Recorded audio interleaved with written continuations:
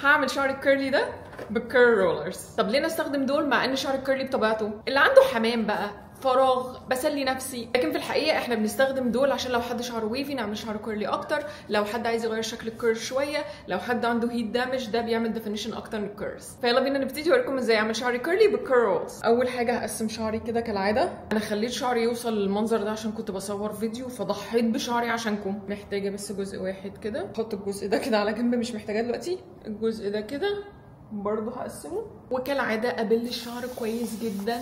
الفوطه المايكرو فايبر كده، واخد ليفين كده واحطه على الشعر من تحت لفوق برضه، وابعد عن الجذور واسرح الشعر من تحت لفوق. انا اوريدي مسلكاه ومسرحاه لما كان عليه حمام كريم. وادي الجل، اخد حته كده كده واحطه على الشعر من تحت لفوق، واقسم شعري كده اجزاء. اخد جزء كده ديت الحجم ده هيكون كويس كده، واخدها من تحت كده يعني تهك عليها، وبعد كده ايه الفها بقى كده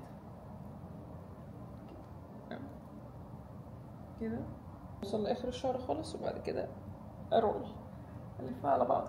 اتاكد ان هي ما تفكش وما تقعش، هي ماسكه. استخدم دي، هعمل دي من الاخر كده شويه، الفها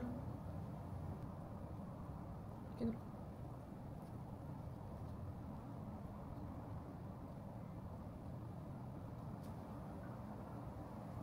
اوكي هعمل خصله كده اوريها لكم عن قريب. هاجي من الطرف هنا، ماخدهاش من النص كده، لا اخدها من الطرف شويه كده، والف الطرف على اولها كده والف عليها عشان اتاكد ان هي هوكت كده، ما تفكش وانا بلف، وافضل شاده الشعر كده ما يكونش فيه اي حاجه متنيه كده، والف ورول والف على الكير رولر دي كده، وانا بطلع على طول كده فوق كده كده اهي، وصلت لحد فوق واجي جايه لفه كده كده وكده ثابته، وشد الشعر اهو والف وانا هبد الشعر مظبوط كده. الشعر كده مظبوط اهو كده، والف كده اهو ثابت مكانه مبيتحركش. كل ده اهوت، ناقص دول. هعمل الجزء ده كمان زي الجزء ده بالظبط. خلصت كده وفاضل اخر جزء. نفك كده بقى كده. عايزه اقص ديت، مش عايزه اعملها بانجز، بس عايزه اعملها قصه شويه. anyway نركز في ايدينا دلوقتي. ليفن اهو، انا مش شايفه حاجه انتوا اللي شايفين. بعدين الجل جاهز. انا هعمله اجزاء صغيره ولف بقى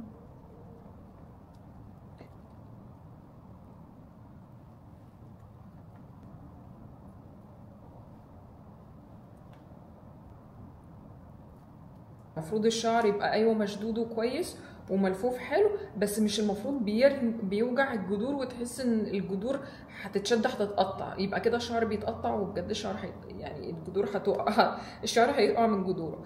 فالمفروض الشعر يفضل مشدود لكن ملموم كويس وملفوف كويس، بس الجذور ما بتوجعش. اخر واحده ياس كده، اخر واحده خلاص كده. الشعر كله انشفه ازاي بقى؟ اكيد انا مش هقعد بيه طول اليوم او انام بيه لحد ما ينشف. ده بقى الاوبشن اللي موجود، الانفيوجن هود. ادي الهير دراير، احط بقى الاوبننج بتاع الانفيوجن هود في الهير دراير كده، احطه كده اركبه كده كويس جدا، وبعدين ده بستخدمه ان انا اضيقه كده اوكي كده ماشي. ده بقى الهود بتاع الانفيوجن. بعمل بقى ازاي كده؟ بحط راسي كده واجي كده كده ادخل راسي كلها فيها. اوكي في دول كده، فانا ما بحبش اعملها كده ماشي، انا بحب احطها من ورا ديت اللي من الجنب. اكيد مش هضيقها على وشي بالمنظر ده، يعني هرفع الموضوع ده كده شويه. هعمل هوا بارد او ساعات هوا دافي مع على ساتنج بالهواء كده. هنشف شعري وارجع لكم تاني. اخيرا شعري نشف. اخد وقت طويل طبعا عشان ملفوف، بس كده ثانيه واحده. اوكي كده نشف اخيرا، ودلوقتي بقى جه وقت اللي انا افكه. هبتدي بالرولرز اللي ورا كده بقى، وافكها مع عكس ما لفتها. اوكي كده، والفها كده مع اتجاه الشعر، مع اتجاه اللف مش عكسه، عشان لو فكيتها عكس الاتجاه هبوظ الكراس، فتبقى كده ملولوه جدا، ملولوه زيادة عن اللزوم.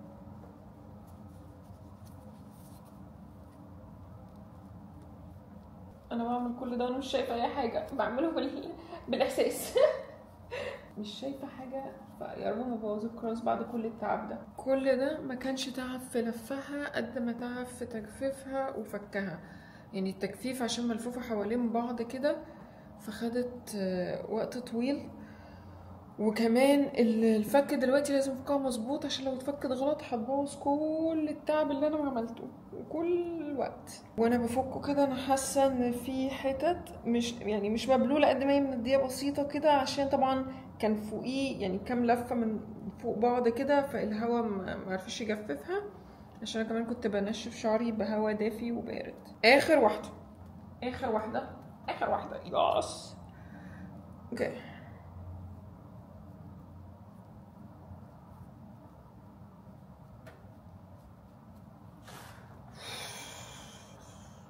هستخدم الانفيوجن هود دلوقتي ان انا اجفف شعري واتاكد ان هو جاف تماما قبل ما ابدا افكه واعمل له الفوليوم، عشان طبعا لو بدات افكه وهو مبلول هيبوظ وهيهيش، فلازم اتاكد ان هو جاف تماما. طبعا مش هضيع كل تعبي ده عشان في اخر 5 دقايق ان انا مش عايزه انشفه. البس الانفيوجن هود تاني، كلكت 10 مرات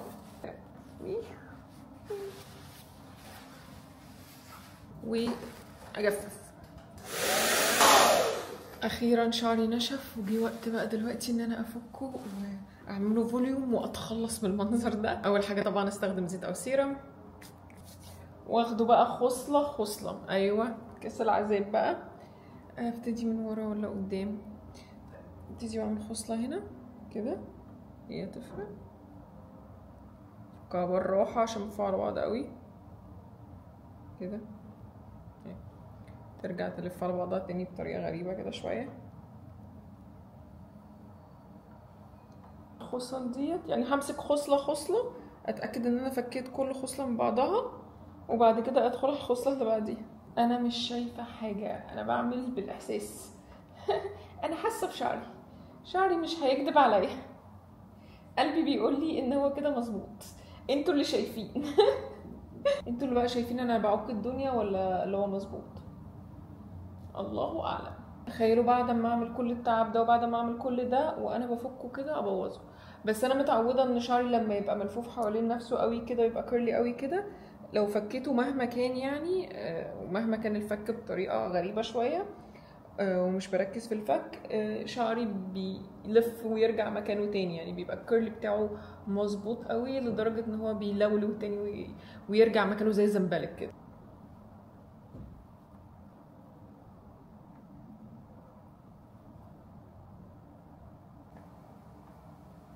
خلصت اول نص من شعري، بس لسه حاسه ان في خصل تخينه شويه محتاجه تتفك، بس يعني ان جنرال معظمه فك من بعضه.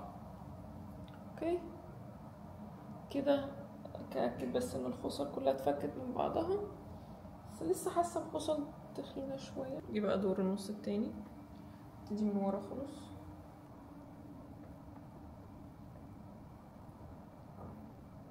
اخر خصله، اخر جزء في شعري.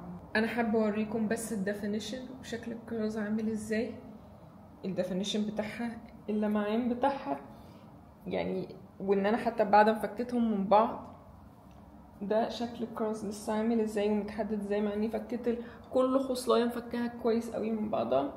بس دي شكلها من ناحيه الكيرلي جميل جدا، من ناحيه الديفينيشن خرافه، من ناحيه الفوليوم بعد ما فكيته من بعضه عمل فوليوم رائع، من ناحيه الطول فهو قصر النص، من ناحيه بقى ان انا اعمل ريكومنديشن ان انتوا تستخدموا دول على طول والكيرل رولز دول على طول عشان تعملوا بيهم كيرلي، لا يعني انا بالنسبه لي مش هعمل ده يعني حتى كل فتره، يعني عشان اجي لي ديفينيشن اكبر. انا ممكن اعمل ديفينيشن بطريقه مختلفه، لكن انا استخدم دول على طول في الواش دايز اكيد لا، بتاخد وقت ومجهود عشان اوصل للديفينيشن ده. حتى لو ما بقدرش اوصل للديفينيشن ده في الايام العاديه، ما اعتقدش ان انا هفضل استخدم دول على طول، يعني ممكن مره كل فين وفين عشان تغيير او عشان اعمل لكم فيديو. لكن لو انت شعرك ويفي وعايزه تعملي ده تغيير وتجيبي يبقى شعرك كيرلي، اوكي، بس برضو النتيجه مش هتفضل فتره طويله، ممكن تقعد يوم او اتنين وتفك. الحقيقه يعني اقول لك الحقيقه مش هتقعد فتره طويله، لكن لو انت شعرك كيرلي اوريدي ممكن النتيجه دي تقعد فيها فتره طويله شويه، لحد مثلا يعني كام يوم قبل الواش داي. بس طب انت شعرك كيرلي، يعني ليه تفضلي تستخدمي دول عشان توصلي للنتيجه ديت؟ لو تقدري وحابه الموضوع وقادره تستحملي انت تستخدمي دول، فاين، تقدري تستخدميه. لكن لو غير كده انا ايوه it's so nice I love it، بس ما اعتقدش ان انا هفضل اعملها فتره طويله او افضل اكرر الموضوع ده كل فتره. يعني too much effort too much time consuming، بتاخد وقت طويل ومجهود لا ما اعتقدش. لكن in general والريزلتس بتاعته لا تحفه، انا الريزلت حلوه جدا. I love it. فانتوا قولوا لي رايكم، وقولوا لي لو ممكن تستخدموا الكورلز ديت عشان تعملوا كيرلي، لو شعركم ويفي تستخدموها. لو حابينها ومختلفين معايا وشايفينها ان هي سهله ف it's great. انتوا يعني اختلاف الراي يعني عادي. او عرفوني لو تجربتكم استخدمتوها ايه تجربتكم معاها. وكمان لو في اي برودكت للشعر الكيرلي حابيني استخدمها او اعمل لكم تجربه عليها عرفوني برضو. انا احب اعمل لكم كل الفيديوهات اللي انتوا حابينها. اوكي، اشوفكم الحلقه الجايه.